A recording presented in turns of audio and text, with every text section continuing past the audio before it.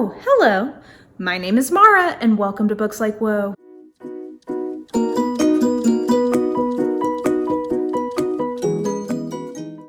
In looking through my backlist of videos, it occurs to me that I'm actually missing a lot of sort of like BookTube 101 type things, including sort of like top 10 lists in terms of like authors or books or whatever. Like I have some of that from the very beginning of my channel, but I think I'm going to slowly start trying to make some of these like top 10 favorite mystery writers or whatever, just because, I don't know, I think that those are fun to watch, and I think that it can just be helpful in terms of like kind of placing me for my taste within the firmament of BookTube. Like, let's just cut to the chase here. I'm going to kick it off with my top 10 favorite authors.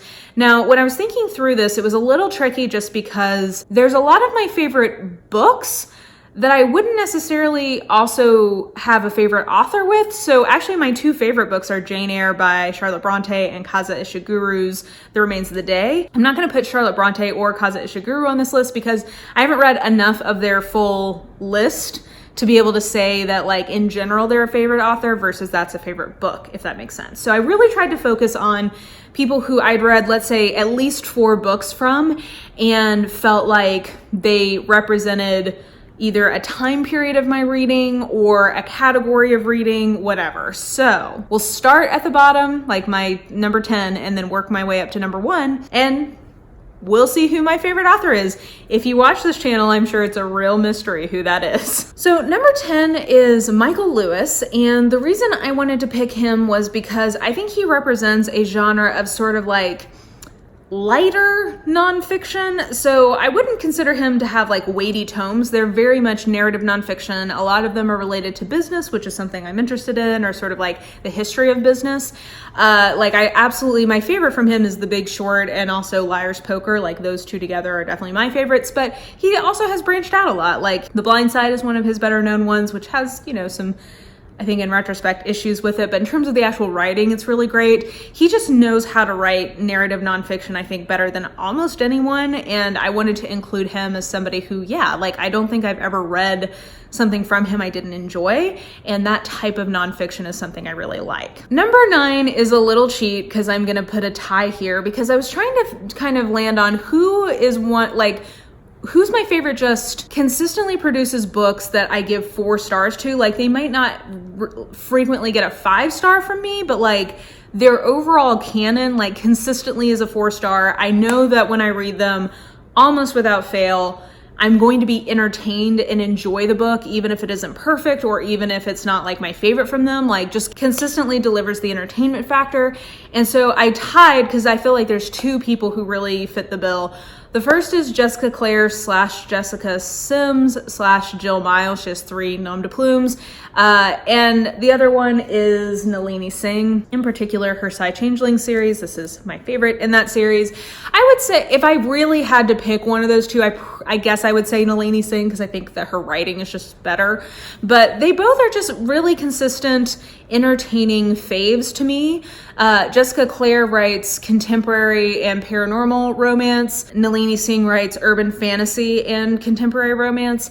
And they're just really entertaining commercial fiction that is well written. I think, like I said, do think Nalini Singh is a better technician than Jessica Clare is.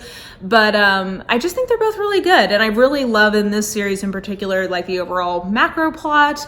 It just delivers all around for me. And I can know that when I pick up one of those 2 authors' books, that I'm going to have a good time, even if it doesn't end up being my favorite from them. Number 8 is Dorothy Sayers, and this is my favorite book from her, which is nonfiction, called Are Women Human? I really like her as an essayist and nonfiction writer in general, but I also absolutely love the Lord Peter Wimsey books that I've read. I've definitely not read that whole series, and at some point, probably late in the fall or maybe next year, I'm going to do a Wimsey reread / first read because I definitely have a lot of those I still haven't gotten to.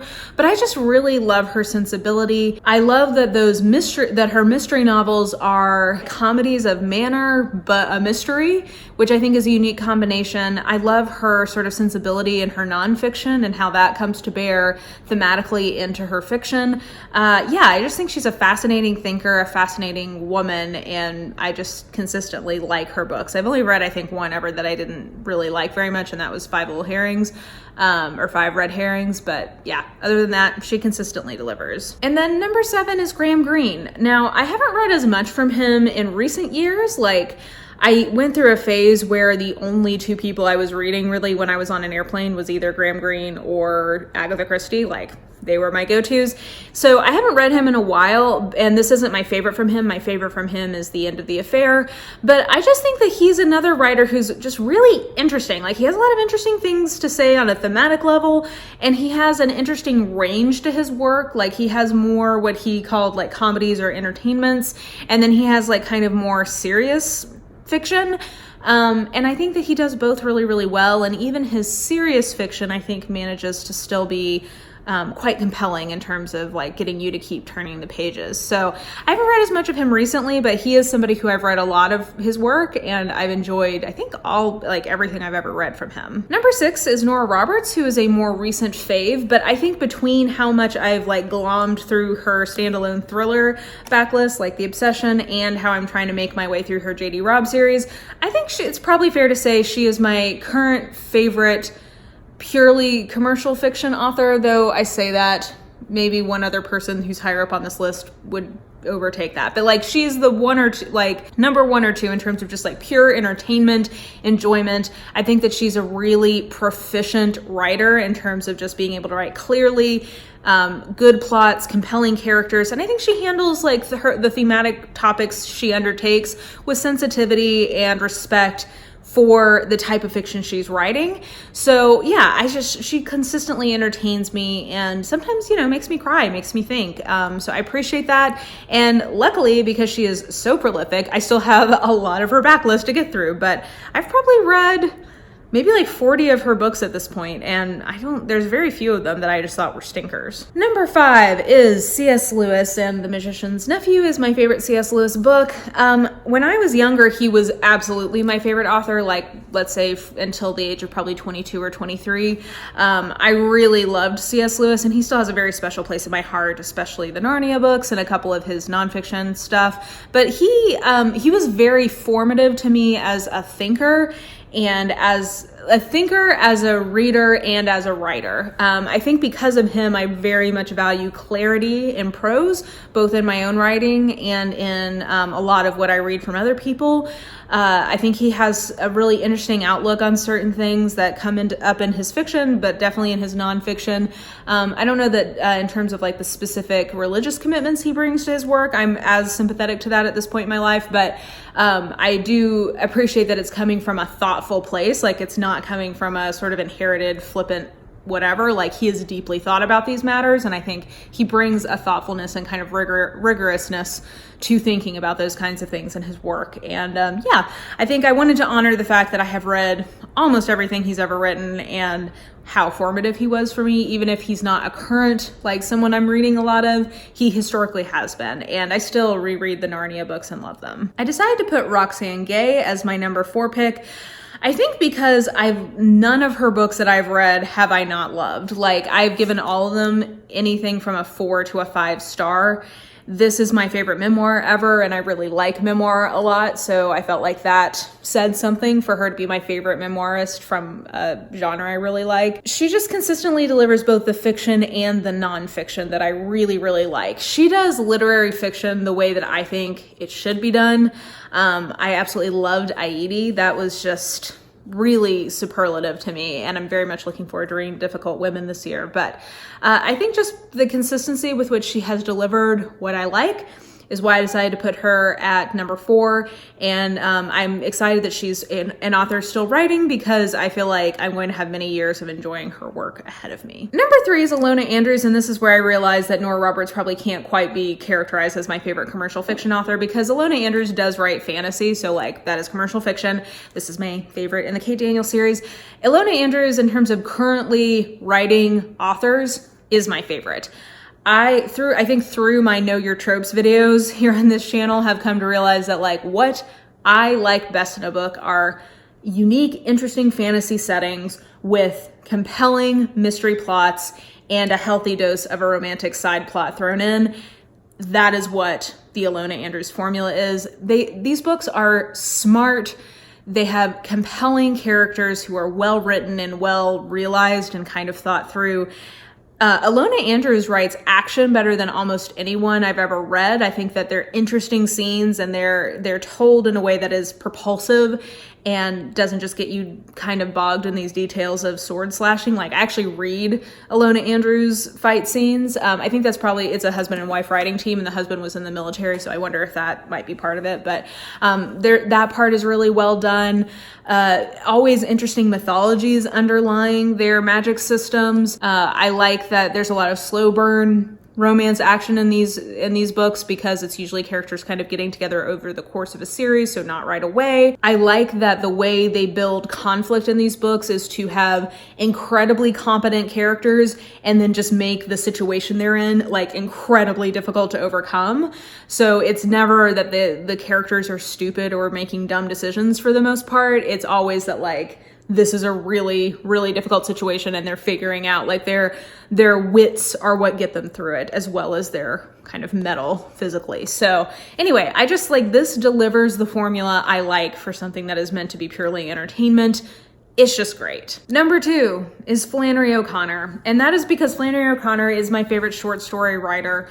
Flannery O'Connor was like deeply, I would say if I was going to pick 2 influences on me as a writer or a communicator, I would say it was Flannery O'Connor and C.S. Lewis. C.S. Lewis in kind of style, or like on a sentence to sentence level, kind of what I'm trying to do. And then Flannery O'Connor in terms of like subject matter and mood.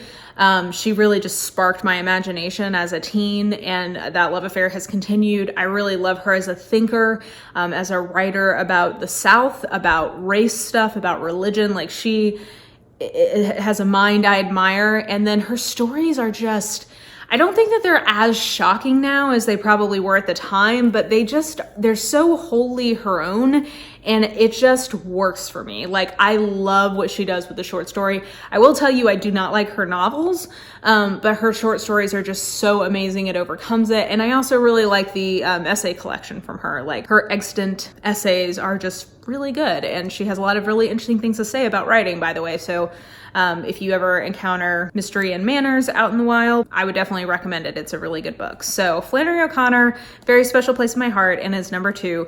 However, she could not quite overtake number 1, who I think pretty much no one will be surprised to see. So let's just do that. So yeah, surprising no one, Agatha Christie is my all-time favorite author. I think you could probably guess that just from the sheer volume of videos about Agatha Christie on my channel.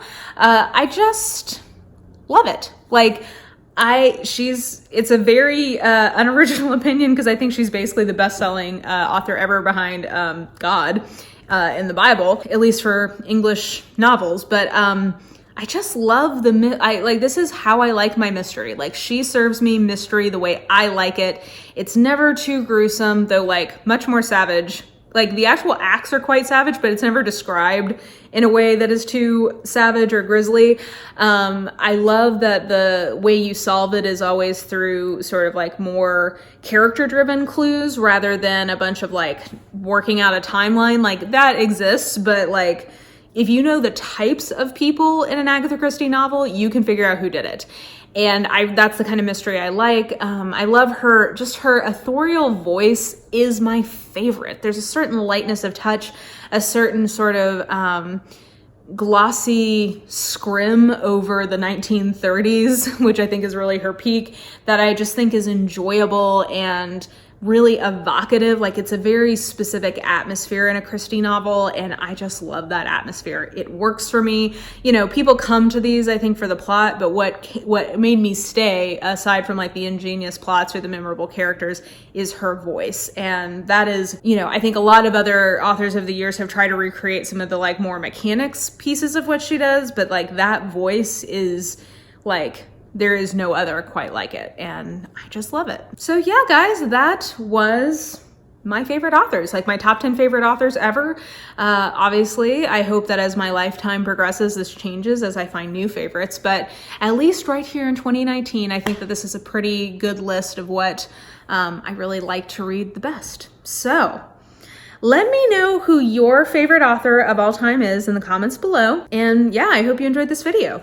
If you did, please like, subscribe, follow me on the social medias if you are so inclined. I have all that information listed in the description box below. And I think that will do it. Hope you're having a great day, and I will just talk to you soon. Bye.